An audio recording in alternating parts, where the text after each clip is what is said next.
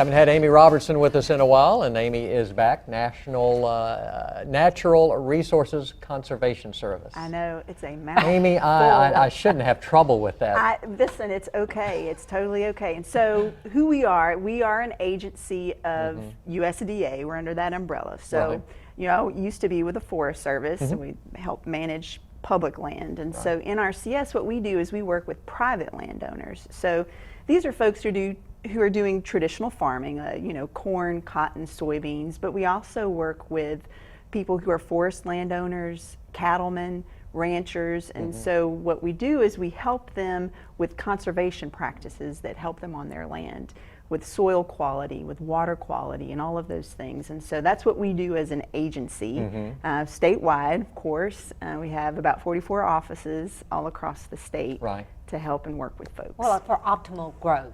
Yes, yes, absolutely. And so, I mean, everything works, you know, the soil, the water quality, water conservation, it all goes hand in hand. Yeah. You also, Veterans Day, just around the corner, November 11th, you do a lot of work with vets as far as getting them involved. We do, in, yes. farming. USDA, just on a whole, on the 2014 Farm Bill, there's been a tremendous outreach to our veterans, and on several different levels. One is outreach, you know, to them to let them know that agriculture is really a viable career choice for them as they're getting out of the service and they're reintegrating back into civilian life. And then the other thing is the programs that we offer through NRCS for small and beginning farmers. There are special provisions for veterans to help them get started. Yeah.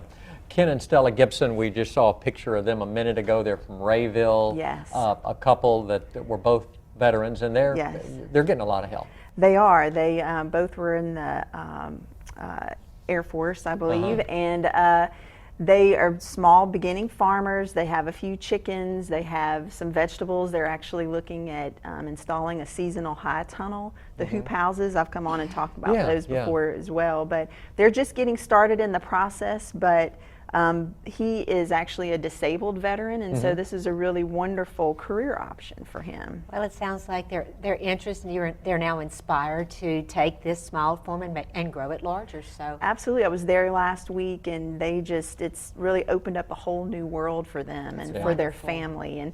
And really, one of their goals is not only to raise all of the food that they eat, but then to take that and like the previous guest, go out to farmers markets, and so it's actually a way for them to make a living. Yeah, exactly, taking it to the next level. Right. The high tunnels, I think it's fascinating how they are used. And you know, it's amazing. They're used all over the state, and the high tunnels are a wonderful option for folks because basically what it does is it extends the growing season.